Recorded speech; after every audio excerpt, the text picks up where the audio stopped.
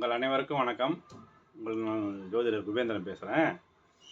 அதாவது இன்றைக்கி ஒரு தலைப்பு மிக அற்புதமான ஒரு தகவல் உங்களுக்கு. அதாவது மஞ்சள் நிற மகிமைன்னு சொல்லிட்டு, அதாவது மஞ்சள் நிறத்தோட மகிமை பற்றி இப்போ பார்க்கலாம். சரிங்களா?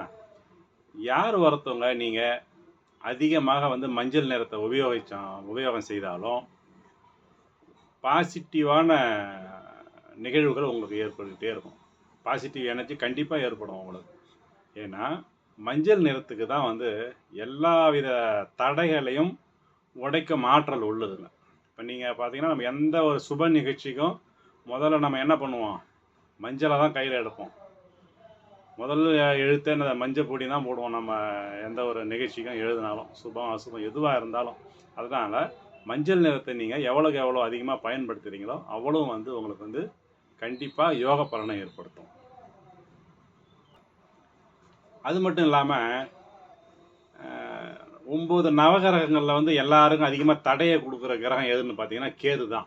ஒருத்தவங்க ஜாதகத்தில் 3, 6, 11 இந்த இடங்களை தவிர்த்து வேறு எந்த இடத்துல கேது இருந்தாலும் கண்டிப்பாக உங்களுக்கு பாதிப்பு கொடுத்தே தீர்வார் அவர்.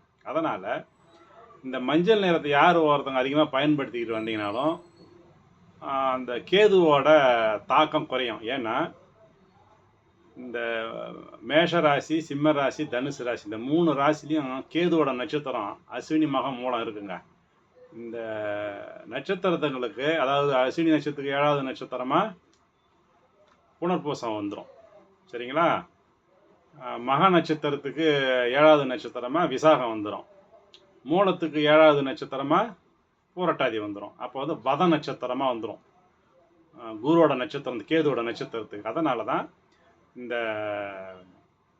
கேதுவுக்கு கேதுவால் ஏற்படும் எப்படிப்பட்ட பாதிப்பையும் மஞ்சள் நிறம் தடுத்துரும்.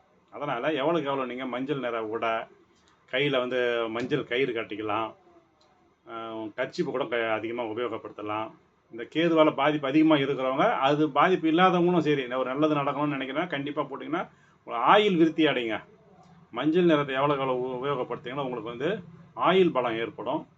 அது மட்டும் இல்லாமல் பணம் பெருக்கம் ஏற்படணும்னு நீங்கள் நினச்சிங்கன்னா, ஒவ்வொரு வியாழக்கிழமையும் காலையில் 6லேருந்து 7க்குள்ளே குரு வரையில் சுத்தமான தேன் ஒரு 1/2 ஸ்பூனில் இல்லை 1/4 ஸ்பூனில் ஒரு மஞ்சள் பொடியை குழைச்சி வெறும் வயிற்றில் சாப்பிட்டு வந்தீங்கன்னா உங்களுக்கு பணப்பெருக்கம் உறுதியாக ஏற்படும். இதை தொடர்ந்து செஞ்சுக்கணும் வரணும். சரிங்களா? இந்த பதிவு உங்களுக்கு பிடிச்சிருந்ததுன்னா லைக் பண்ணுங்கள், ஷேர் பண்ணுங்கள். நன்றி, வணக்கம்.